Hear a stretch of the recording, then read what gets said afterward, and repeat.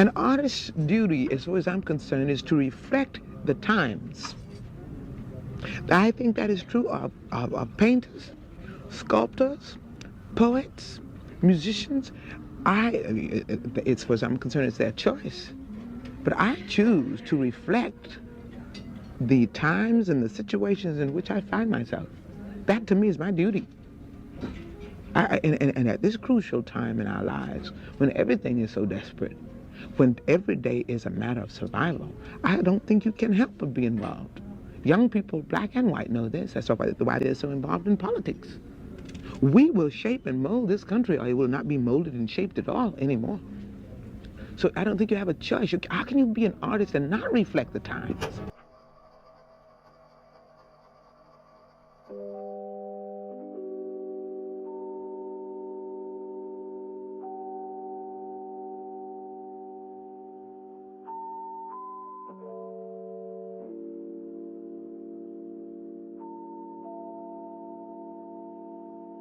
The great Nina Simone once said, "An artist's duty, as far as I'm concerned, is to reflect the times. But as I reflect upon these lines that I feel inclined to rhyme, I find that it all is starting to have a negative effect on my mind. It seems like whenever I go online and scroll up and down my timeline, all I find are videos of black people dying, with the sound of their loved ones in the background solemnly screaming and crying. And in most cases, their unlawful executions are conducted because they crossed any immoral lines or committed any crimes. But instead, the loss of their lives are defined by the hatred others have over the melanin that's inherent to their designs. I mean, I would be lying if I said that being black in America isn't terrifying, because it is. So many of us are getting murdered, and I can't help but wonder when my name will be next on the list.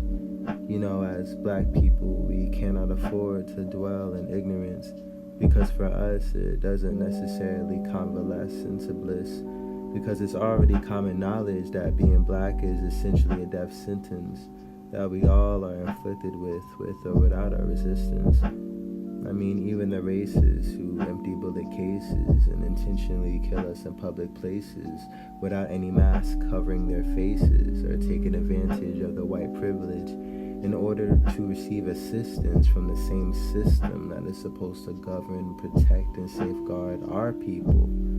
But realistically, in the eyes of the world, in spite of everything that we accomplish and everything that we've been through, we will never truly be seen as equal, and that's just the way it is. And every day I grapple with my place in this world because I don't exactly know how I'm supposed to exist. And sometimes I can't stop the severity of it all from mentally getting to me. Seriously, I could literally walk out of the house and never come home because someone randomly decided to murder me and hang me by my neck from an oak tree. Man, all of these murders honestly hit me differently because every single one of them could have been me. I still vividly remember when I first saw the murder of Ahmaud Arbery, specifically how those white men viciously hunted him down like prey with their own weaponry, and how he fought for his life even with the bullets that they already shot into his body. But it was the way that he fell onto the pavement that really got to me. I can't imagine what he was feeling, that sense of hopelessness, that sense of powerlessness, the loneliness of knowing that that would be it for him. Shortly after that, George Floyd was killed, and I remember crying as I saw his life leave his body in the end. At that point, I was fundamentally broken. As a black man, I was so shaken that I couldn't even function. It was as if I had PTSD, like everything that my people had gone through up until now had awoken and began to live through me.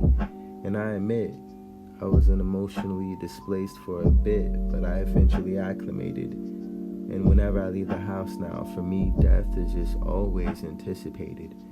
And whenever I make it back home, I'm honestly just glad that I made it. But when I look down at my phone, I start to feel a bit jaded over how we are being represented. Naturally, as black people, we try to find ourselves in every single space that we exist within. And as a result, we instinctively gravitate towards people who are also blessed enough to have melanin in their skin. But then again, all that I'm starting to see myself in are narratives confounded in black tragedy. And I understand the practicality of capturing our reality, especially to immortalize the lives of those who were lost because of police brutality. But I also believe that we need to be conscious of how we allow everything to affect us physically, mentally, and emotionally. As we all know, this is not a game. This literally means life or death for us. And I think that those in power are being extremely reckless and irresponsible with how they are portraying us. And at this moment, I would like to take the time to acknowledge one of the best of us. And his name was Chadwick Aaron Boseman. When I initially learned that he passed away, I was overcome with so much emotion because he utilized every single moment that he had to elevate the culture and to make sure that the doors would be open for us by playing strong black characters that were flawed but were far from broken. When it came down to his craft, he approached the art form with so much love and devotion because he understood the notion of what it would mean for all of the little black boys and the little black girls to see themselves on the screen. After portraying icons like Jackie Robinson, James Brown, and Thurgood Marshall, he played T'Challa, aka the Black Panther. And when the black community saw themselves presented as kings and queens, we all went to go see the movie together. I remember walking out of the theater feeling empowered as if T'Challa was going to share his vibranium with me as well. But then I realized that Wakanda isn't real, but what it represents never fails to inspire us to rally towards ideals that others may deem as nothing but profound. And on top of this extreme loss, with everything that's already going on with us in the black community, it's only natural for us to feel down. But we can't stay down. We may fall, but we shall rise, all the same, just like Chadwick. And I know that that's easier said than done because the people that we lost are more than just names and hashtags.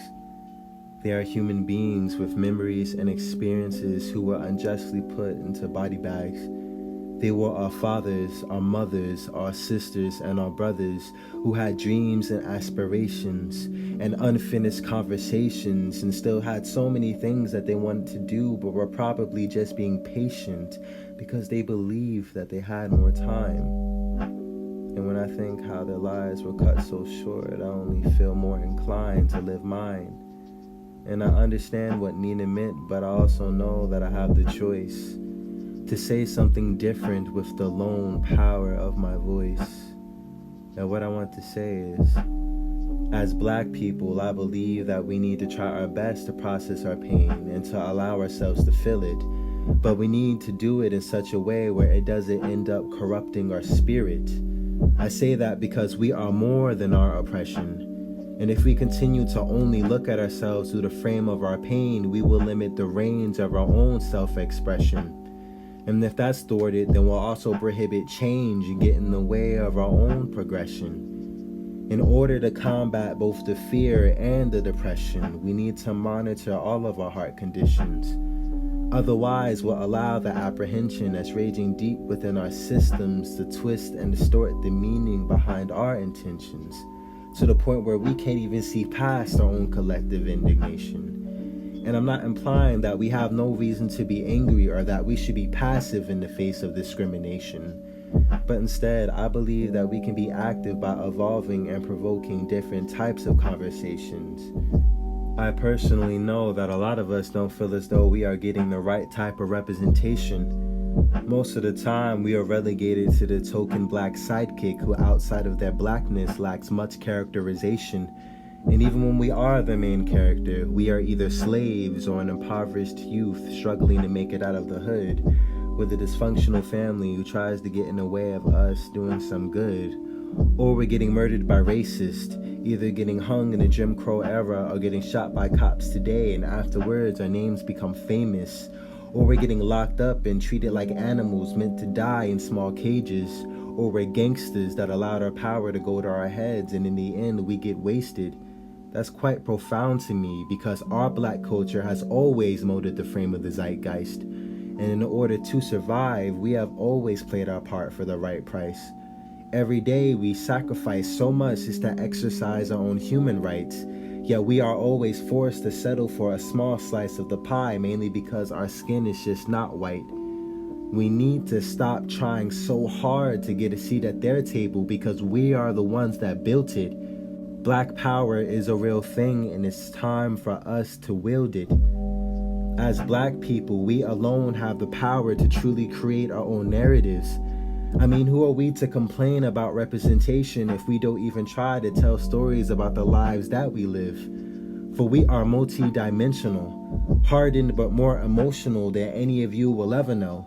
But even so, we're working hard to let all of these generational curses go so that we can grow. But in finding ourselves, a lot of us don't know which way to go, but we still go. Smile, have fun, get turned, and make a whole bunch of irresponsible decisions because we are young, Black, and gifted with our own plans and ambitions. We are different from the figments that do nothing but leave us feeling misrepresented.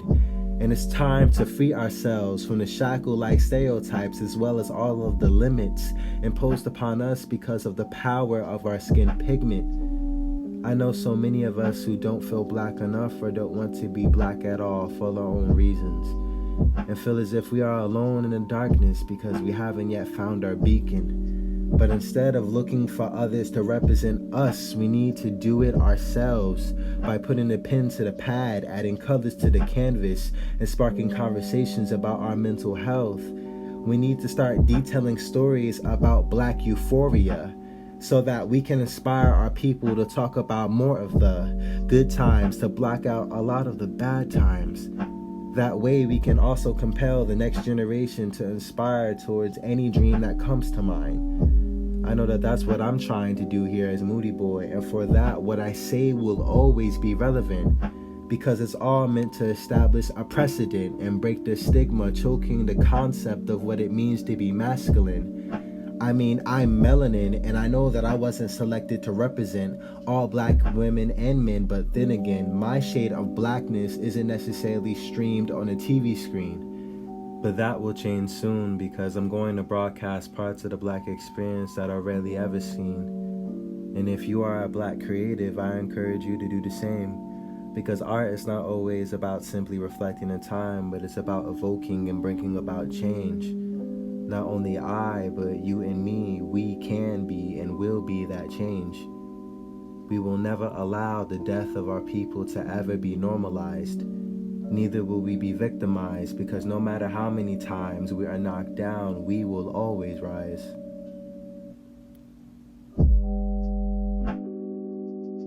I was born to be hated, and all my thoughts are so jaded, and I refuse to be faded, and half these rappers are basic, and we can tell what you're saying, so stick as you done created. They come at me like an agent, I'll define without the raiders. Label me as underrated, label me as unrelated. I'm the Black Super Saiyan, and trophy is what I'm taking. Look, it's all fun in the game until it comes to money. I need my checks first, so don't look at me funny. Man, I never see the night shift in the day. Cause in my dreams I feel awake, check the screen, I need a break. In magazines I see my face, but y'all got history to make. They told me history was theirs, I said their history was fake. Why would he believe a snake? Maybe reasons why I trust in my friends. It was too late to know I made a mistake. Won't make the same one again. Don't know how much I could take, it depends. I just use my intuition and I move with precision. I can't give him ammunition, won't pay him no attention. I won't pay that whole visit at all. A couple calls of how you done quick. And scrolling at my gram will have him busting like a gun trick. Oh, they ain't tell you I'm the one bitch. Let's not forget it. I won't give myself a headache trying to tell you how I run shit. Me begging them to get off of me, yelling, I can't breathe. What was my crime? Am I a walking living weapon? What was the choice of my weapon? Was it a brush, my phone, my license, the way I walk, the way I talk? Refusing to comply when my rights have not been stated from the start. This that light, this ain't a bird, this ain't no bird, this a frisbee, this that bloodline, this is bloodline,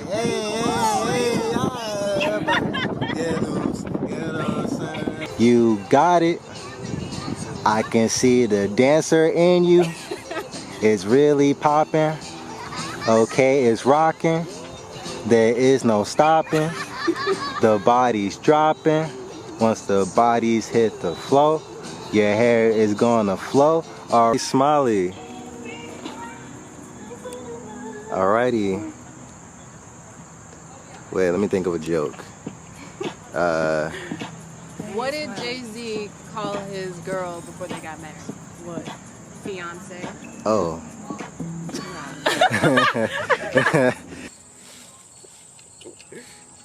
There we go, there we go, there we go, there we go, there we go. There we go. There we go. Oh, that's cute. Yo, no falling. Don't be like me. Don't be like me now. Nah, I'm good. Alright. Alright, action.